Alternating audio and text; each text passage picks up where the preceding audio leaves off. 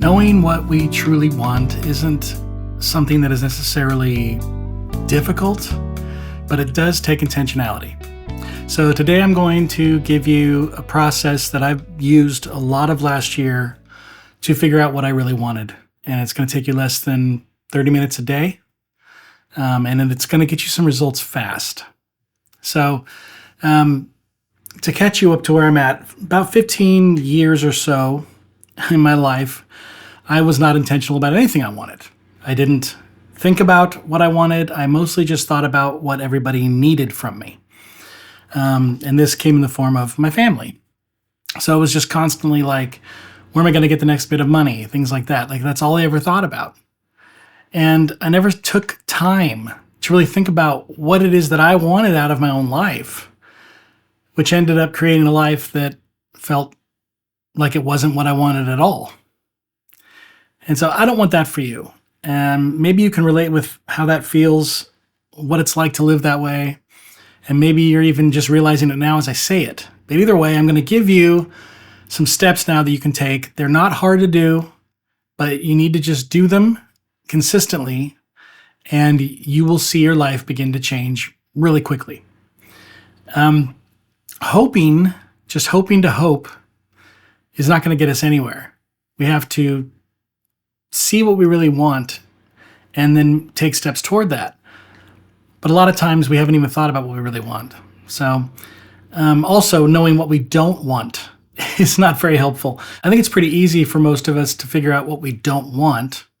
We spend a lot of time easily just thinking, well, I don't like this, I don't like that, I don't want this. Those kinds of ideas come naturally and easily. But it's a little harder sometimes to pinpoint, well, what is it you do want? If you're dealing with something you don't prefer, what would you prefer? This process is going to help you figure that out. In December of 2023, I had a revelation that I had not been doing any of these things, that I was just sort of letting life happen. And I was losing myself in it. I was being basically defined by everything that was around me instead of who I really was.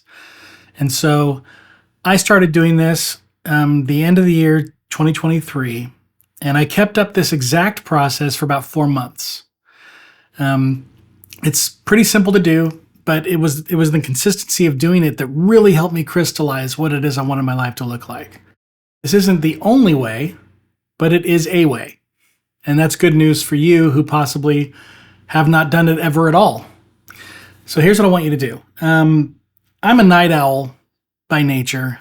I stayed up late most of my life, got up a little later than, I guess, typical people. I don't know. But I swapped the hours. So I decided to get up half an hour earlier than usual, and I would get to bed around, 2:30 instead of 3. Sounds pretty funny now that I say it out loud. Big deal. I mean, whatever time you're usually going to bed, just give up your sleeping time for right now. We can figure out how this is going to grow later. Because since all of this began over a year ago, I've become an early morning person. Like I get up really early now. And I didn't at first. But I knew I wanted my life to change. And I knew that late at night, when I was being a night owl, I was just kind of zoning out. And so I took those couple of hours at the end of the night where I would really start to get sleepy and my brain would be kind of, lethargic, to using those hours in the morning. And it's been much more productive for me. But in any case, I'm not trying to convert anybody to being an early morning person.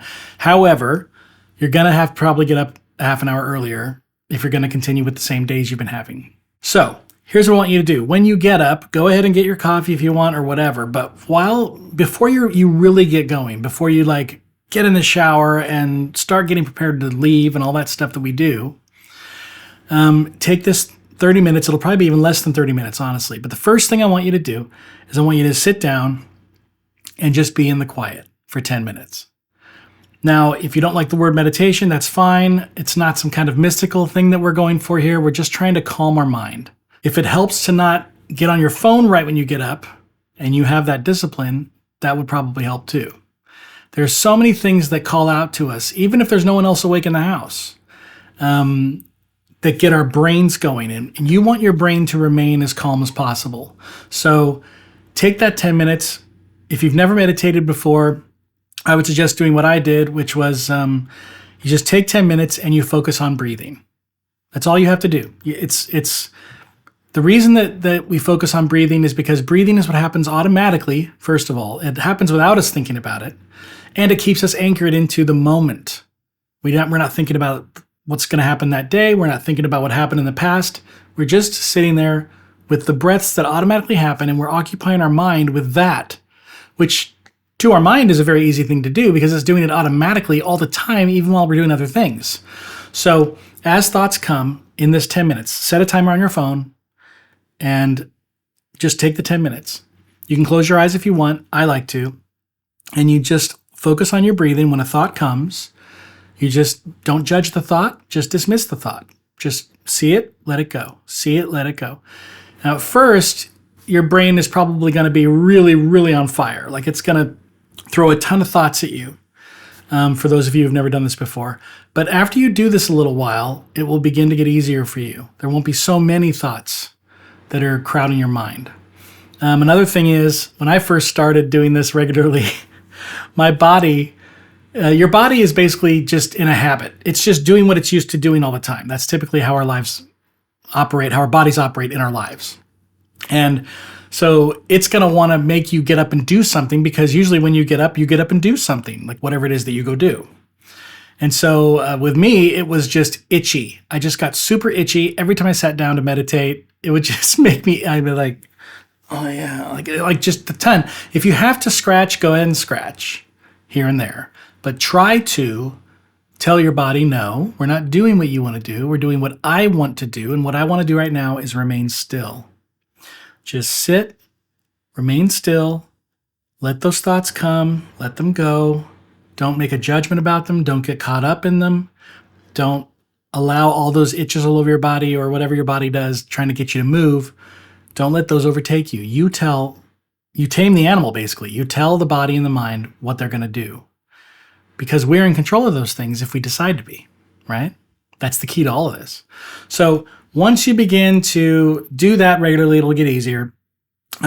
Take that 10 minutes. Now, after that 10 minutes is up, your timer goes off on your phone, you turn it off, and you grab a pencil or a pen or your phone or your computer. It doesn't matter how. You're going to create a list.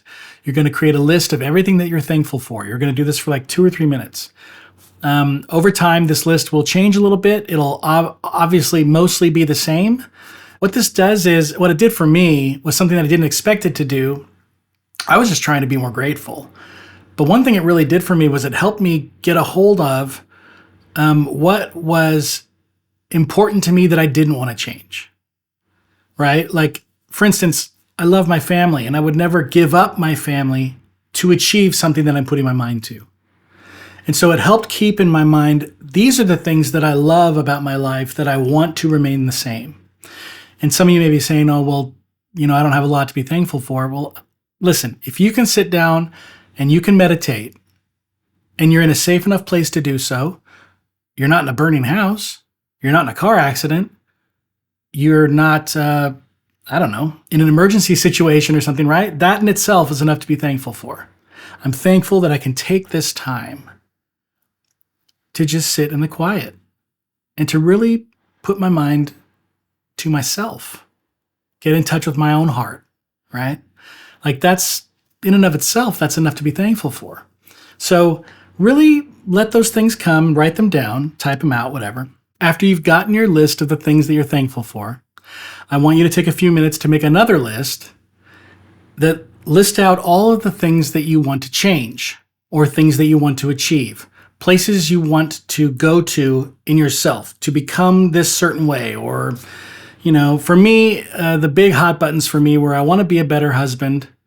And I want my life with my wife to change drastically from what it is. And I also wanted to make a lot more money.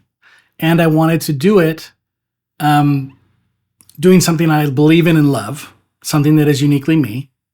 Didn't know what any of these things were. Also, another big thing for me was I wanted to lose weight and become healthy and live a more healthy lifestyle to elongate my life. So armed with that, once you make that list after 2 or 3 minutes, take the list of the things that you want to change or the things that you want to achieve. And what I do is I call packing it. You pack them into a vision for yourself. And you're going to see a 15 or 20-second vision of what you want an experience to look like. But in this experience, you pack in a lot of the things from your list. Now, if you can't pack them all into one vision, that's fine. But I want you to try to create a scene.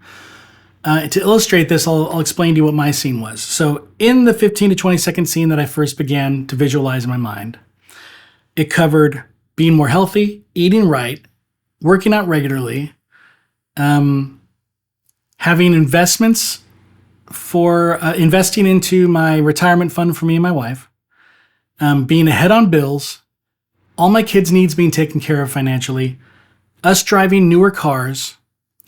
There were probably some more things, and me just being, more approachable and more connected to my wife. So all these things were all wrapped in this one scene, and I'll show you how. So in the scene that I visualized, I was at the gym. I was all sweaty, which means I just worked out. I reached into my pocket and I felt a $500 bill and a money clip. I love cash, so I put cash in my. I don't ever want to go to a cashless society because I really like cash. But I feel the $500 bill. Right as I do that, my wife walks up to me and puts her arm onto my arm and holds my arm. Something that at the time I made this vision had never happened. Not never, but it just wasn't typical. But in the vision, I knew emotionally that was a very normal thing for her to touch me when we were together, for her to stand with me and hold my arm and be with me. What it represented to me in my vision was that we were deeply in love again, that we were connected, that we were together. The money in my pocket represented that we were so financially free, because I knew emotionally in the vision that I could do whatever I want with that $500 in my pocket. So if I spend it, I can just go pull another $500. Nobody cares that there's $500 in my pocket, which is not where we were when I made this vision. Finances are probably my biggest limiting belief, things around finances, and I've been trying to work through that all this time. I'm getting way better with it, but it's definitely a hurdle for me. So anyway, what that money, my hand on that money represented, if I'm using $500 for fun, just for fun money, and I can pull any more whenever I want, that means everything else is taken care of. The kids' needs are met. We're driving better cars, because right now we drive like 18-year-old cars, like it's awful. Things like that are all in place before I'm walking around with $500 to do with whatever I want with. Like, that means a lot of things are in place. Bills are paid, all that stuff. So that one action represented like 4 or 5 things that were on my list of things that I wanted to change in my life and grow into. The sweatiness means that I'm living healthy, I'm eating right, I am consistent, I feel good, and then my wife coming up next to me, our marriage is healed. Now, 2 of these 3 things, the major things, the marriage and the health, there's already movement in those things. And in fact, in finances, there is too. I mean, it's smaller increments than I want because I get impatient. But they're still moving toward what I want them to be after 15 years of remaining totally stagnant.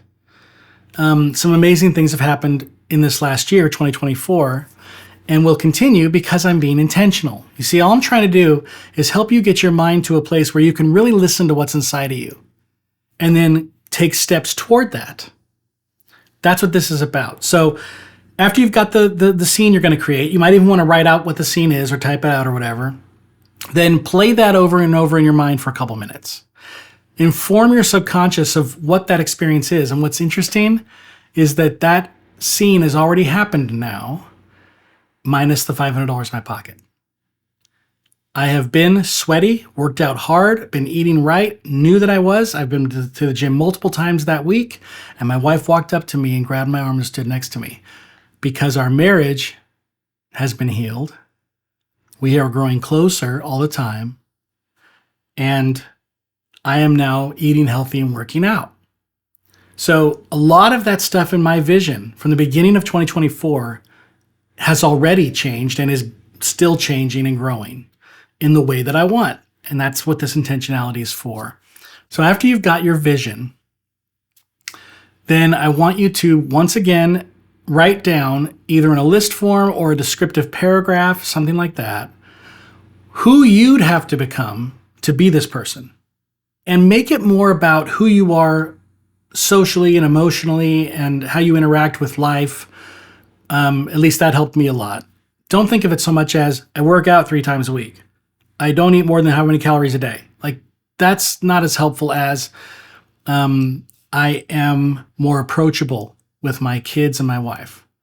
I am someone that people want to be around, right? Things like that. Those are good things to write down. Then think about who you'd have to become to be that person and put it into that paragraph and put it in that list. Once you do that, this is the magical part, you guys, and you may not believe it, but it's so true. You simply decide to become that person. The person that you see, who would I have to become? You become that person. I did this, and in only 2.5 weeks of doing this process that I just gave you and being intentional about how I interact with my family, that was one of the things I wanted, to be approachable and let them know that I love them in every moment that they interact with me. That was part of who I needed to become. Once I chose to become that person, 2.5 weeks, my wife said, you're really different. Something is happening in these morning things, because she knows I get up, right? She's laying next to me. She knows that I'm getting up early. You literally can be anyone you want, and you can achieve whatever you want. And some things are harder to achieve or take longer to achieve than others, but you can do them. And I've spent the last year in the pursuit of these things, and so many of the things that I put on that list, so many of the things in the visions that I created for myself are already coming true because I decided. But for me, it wasn't enough to just randomly think about it while I'm in the car. What it took for me to clear my mind enough was to take time every day, just a little bit of time, man, just a little bit of time, to just think and be intentional about who I'm trying to be. So anyway, like I said, this is not the only system. It's just a system.